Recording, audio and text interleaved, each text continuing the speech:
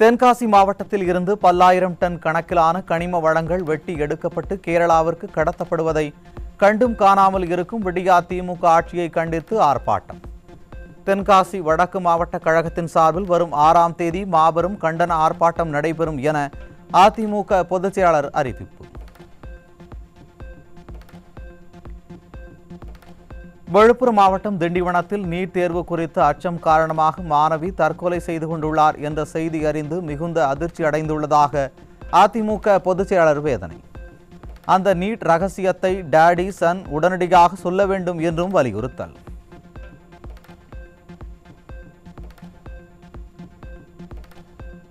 ஆட்சி பொறுப்பேற்று 4 ஆண்டுகளாகியும் இன்று வரை விடியா திமுக அந்த நீட் ரகசியத்தை சொல்லவில்லை என அதிமுக பொதுச் செயலாளர் குற்றச்சாட்டு.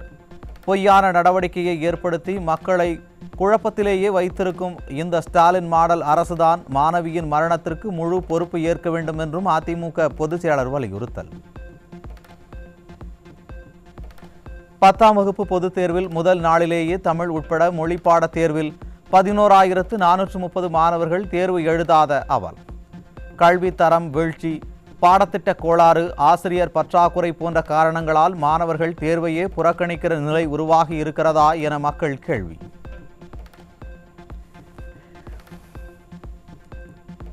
தென்காசி மாவட்டம் புளியங்குடியில் அரசு உதவி பெறும் பள்ளியில் மாணவருக்கு பாலியல் தொல்லை கொடுத்த ஆசிரியர் போக்சோவில் சிக்கினார்.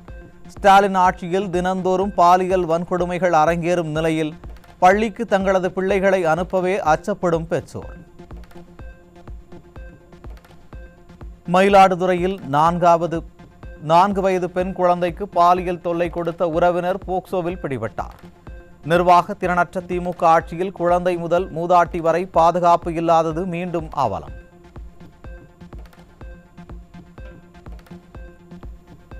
சென்னையில் திருமணம் செய்து கொள்வதாக ஆசை வார்த்தைகளை கூறி பாலியல் தொல்லை கொடுத்து ஏமாற்றிய காதலன் மீது பாதிக்கப்பட்ட பெண் காவல் நிலையத்தில் புகார். திமுக ஆட்சியில் ஏவல் துறை பாலியல் புகார் குறித்து நடவடிக்கை எடுக்குமா அல்லது வழக்கம் போல் கும்பகர்ண தூக்கத்தில் இருக்குமா என மக்கள் கேள்வி. சேலம் மாவட்டத்தில் உள்ள தனியார் மருத்துவமனைகளில் பாலினம் கண்டறிந்து விதிமுறைகளை மீறி கருக்கலைப்பு செய்த விவகாரத்தில் தரகராக செயல்பட்ட பெண் உட்பட 2 பிடிபட்டனர். சட்டவிரோதமாக செயல்படும் மருத்துவமனைகள் மீது கண் துடைப்புக்காக நடவடிக்கை எடுக்காமல் உரிய நடவடிக்கை எடுக்க மக்கள் வலியுறுத்தல். திராவிட மாடல் ஆட்சியில் பெண் சிசுக்கள் பிறக்கும் முன்பே பாலின சோதனை நாளுக்கு நாள் அதிகரித்து வரும் அவலம். நிர்வாக திறனற்ற திமுக அரசு முறையாக மருத்துவமனைகளை கண்காணிக்க தவறியதே காரணம் என மக்கள் குற்றச்சாட்டு.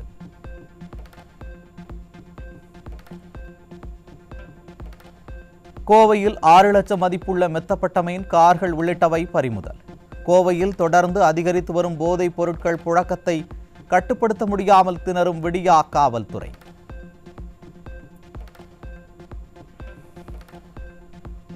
தமிழகத்தில் திராவிட மாடல் ஆட்சியில் மக்கள் அதிக அளவில் மதுவிற்கு அடிமையாகி வருவதாக அதிர்ச்சி தகவல் வெளியான நிலையில் திராவிட மாடல் மது ஒழிப்பு போராளிகள் எங்கே என மக்கள் கேள்வி. 1,1,2 லட்சம் பேர் மது போதைக்கு அடிமையாகி ஆண்டுக்கு 6-8 ஆயிரம் கோடி ரூபாய் மதுவுக்காக செலவிடுவதாகவும் 70 லட்சம் பேர் தினந்தோறும் மது அருந்துவதாகவும் தகவல். சென்னை 7 கிணறு பகுதியில் தாயை அடித்து துன்புறுத்தியதால் தந்தையை இரும்பு ராடால் அடித்து கொலை செய்த மகன். கொலை செய்த பின்னர் அதனை வீடியோவாக எடுத்து உறவினருக்கு அனுப்பிய கொடூரம். கோவை மாவட்டம் சூலூர் அருகே மனைவியை துப்பாக்கியால் சுட்டுக் கொன்ற பின்னர் கேரளாவுக்கு தப்பி ஓடிய கணவன் தற்கொலை செய்து கொண்ட பரிதாபம். திருமணத்தை மீறிய உறவை மனைவி கைவிடாததால் கணவன் ஆத்திரம். தூத்துக்குடி மாவட்டம் எட்டயாபுரம் அருகே மூதாட்டி மற்றும் அவரது மகள் மர்மமான முறையில் உயிரிழப்பு. திமுக ஆட்சியில் கொலை சம்பவம் சர்வசாதாரணமாக நடைபெறுவதால் வெளியில் நடமாடவே அச்சப்படும் மக்கள். 3 ஏக்கர் விவசாய நிலத்தை திண்டிவனம் சார் ஆட்சியர் போலியான நபருக்கு பட்டா வழங்கியதாக கூறி விழுப்புரம் மாவட்ட ஆட்சியர் அலுவலகத்தில் உடலில் மண்ணெண்ணெயை ஊற்றி மாற்றுத்திறனாளி தற்கொலை முயற்சி. நிர்வாக திறனற்ற ஸ்டாலினின் திமுக ஆட்சியில் துணிச்சலுடன் அதிகாரிகள் சட்டவிரோத சம்பவங்களில் ஈடுபடுவதாக மக்கள் குற்றச்சாட்டு. திருவள்ளூரில் கஞ்சா கடத்தி சிக்கிய இளைஞரின் மனைவியிடம் ஜிபே மூலம் லஞ்சம் கேட்கும் காவலர். ஸ்டாலினின் கட்டுப்பாட்டில் உள்ள காவல்துறை இதுபோன்று லஞ்சம் வாங்கிக் கொண்டு துணை போவதால் தான் போதைப் பொருட்களை கட்டுப்படுத்த முடியவில்லை என மக்கள் குற்றச்சாட்டு. அனுப்புறேன் எவ்வளோ நேரம் அப்போ டக்குன்னு 10,000 5,000 கிடந்தா செலவு பண்ண காசு அனுப்புமா இது கூட நான் ஓரளவுக்கு அட்ஜஸ்ட் பண்ணுவேன். 200-300 பரவாயில்ல, 1000 ரூபாய் நான் என்ன பண்ணுவேன்?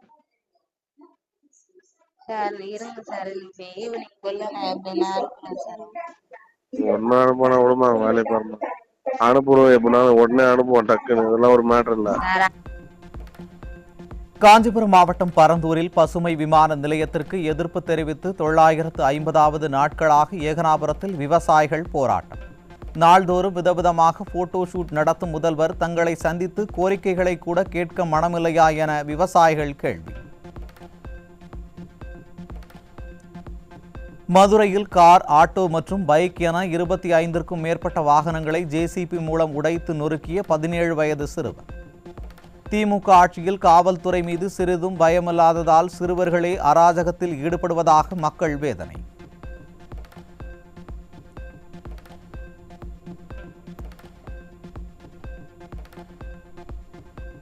திண்டுக்கல் மாவட்டம் வேடச்சந்தூர் அருகே வரதட்சணை கொடுமை குறித்தும் மாமனாரின் பாலியல் தொல்லை குறித்தும் இளம்பெண் கொடுத்த புகார் மீது 8 மாதமாக நடவடிக்கை எடுக்காத காவல்துறை.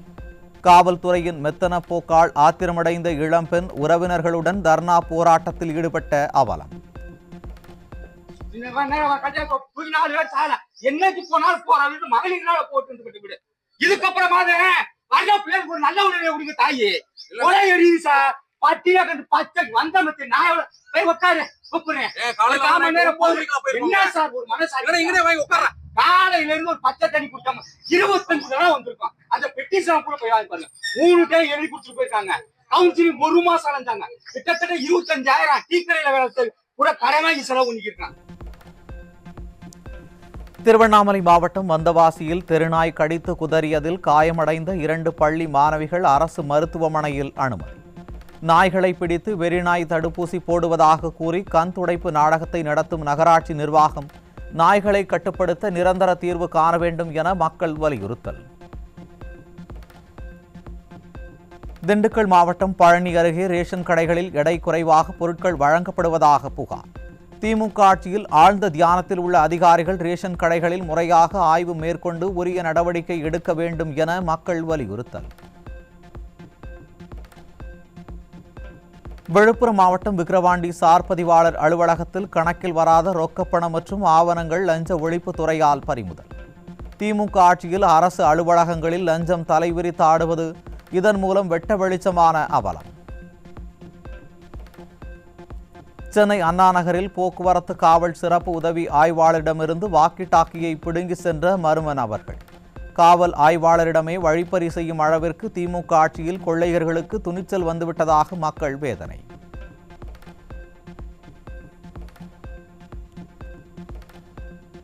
விழுப்புரம் அருகே இறந்தவரின் பெயரில் 3 விதமான இறப்பு சான்றிதழை வழங்கி முறைகேட்டில் ஈடுபட்ட அரசு அதிகாரிகள்.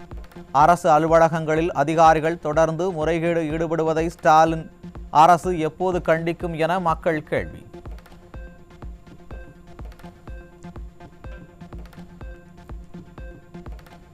சேலம் மாநகராட்சி 48வது வார்டு திமுக கவுன்சிலரின் கணவர் பணம் கேட்டு மிரட்டுவதாக மாநகராட்சி அலுவலர்கள், ஊழியர்கள் பணி புறக்கணிப்பு போராட்டம். ஸ்டாலினின் திராவிட மாடல் ஆட்சிக்கு வரும்போதெல்லாம் உடன்பிறப்புகளின் அராஜகம் தொடர்கதையாகி வருவதாக மக்கள் குற்றச்சாட்டு. நடிகர் சிவாஜி கணேசனின் வீட்டை ஜப்தி செய்ய சென்னை உயர்நீதிமன்றம் உத்தரவு. சிவாஜி கணேசனின் பேரன் துஷ்யந்த் நடித்த படத்திற்கு பெற்ற கடனை வட்டியுடன் திரும்ப செலுத்தாத வழக்கில் ஆணை. சென்னை மாநகராட்சிக்கு பல்வேறு பகுதிகளில் குடிநீர் முறையாக வழங்கப்படுவதாக திராவிட மாடல் அரசு விளம்பரங்கள் செய்தாலும் கண்ணகி நகரில் குறை தீர்க்கும் முகாமை நடத்த வேண்டிய அவசியம் ஏன் ஏற்பட்டது என மக்கள் கேள்வி. சுனாமி நகரில் நாள்தோறும் 10 லட்சம் லிட்டர் தண்ணீர் வழங்கப்படுவதாக கூறப்பட்டாலும் நீர் பற்றாக்குறை பிரச்சினை நீடிப்பதாக மக்கள் குற்றம் சாட்டியதை மாரத்தான் புகழ் அமைச்சர் ஒப்புக்கொண்ட நிலையில் குடிநீர் முறையாக வழங்கப்படுவதாக எப்படி கூறுகிறீர்கள் என மக்கள் கேள்வி. நிர்வாக திறனற்ற ஸ்டாலின் அரசால் மக்களுக்கு குடிநீரை கூட முறையாக வழங்க முடியாத நிலையில் குடிநீர் கண்காணிப்பு என்ற பெயரில் 8000 மீட்டர்களை பொருத்தி மக்களை சுரண்ட மேலும் ஒரு திட்டம். உள்ளாட்சியில் நல்லாட்சி என்று விடிய அரசு கொடுத்த விளம்பர விடியல் இதுதானா என மக்கள் கேள்வி.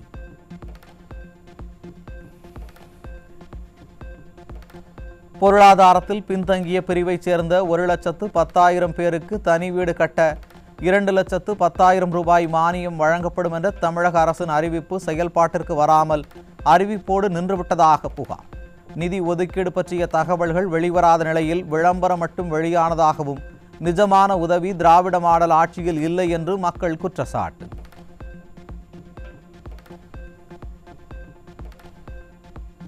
செங்கல்பட்டு மாவட்டம் வடூரில் சக மாணவிகளுடன் அளவிற்கு அதிகமாக மது குடித்த தனியார் கல்லூரி மாணவி உயிரிழப்பு.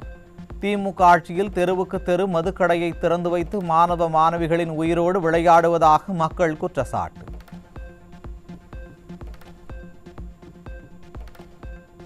சேலம் பெரியார் பல்கலைக்கழக பதிவாளர் மார்ச் 7ஆம் தேதி நேரில் ஆஜராக வேண்டும். நீதிமன்ற உத்தரவை நிறைவேற்றாத விவகாரத்தில் பெரியார் பல்கலைக்கழக பதிவாளர் நேரில் ஆஜராக கோரி சென்னை உயர்நீதிமன்றம் உத்தரவு.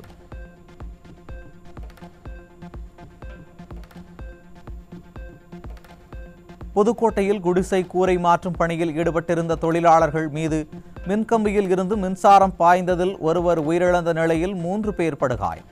விடியா திமுக அரசின் மின்கம்பிகளை முறையாக பராமரிக்காததால் மின்சார விபத்துக்கள் தொடர்கதையாகி வருவதாக மக்கள் குற்றச்சாட்டு. ஊழலற்ற ஆட்சி என மைனாரிட்டி பாஜக அரசு தன்னைத்தானா பாராட்டிக் கொள்ளும் நிலையில் செபி முன்னாள் தலைவர் மாதாபி புரி புக் உள்ளிட்ட 5 அதிகாரிகள் மீது எஃப்ஐஆர் பதிவு செய்ய மும்பை உயர்நீதிமன்றம் உத்தரவு. மாதாபியின் பங்குச்சந்தை மோசடி மற்றும் ஒழுங்குமுறை மீறல்களுக்கு எதிராக செபி ஊழியர்களே போராட்டம் நடத்திய நிலையில் நீதிமன்றம் நடவடிக்கை. உலக மக்கள் தொகையில் 40% பேருக்கு தாங்கள் பேசும் புரிந்து கொள்ளும் மொழியில் கல்வி பெறுவதற்காக வாய்ப்பு இல்லை என யுனெஸ்கோவின் உலகளாவிய கல்வி கண்காணிப்பு குழு அறிக்கை. குறைந்த மற்றும் நடுத்தர வருமான நாடுகளில் இந்த எண்ணிக்கை 90% அதிகரித்துள்ளதாகவும் தகவல்.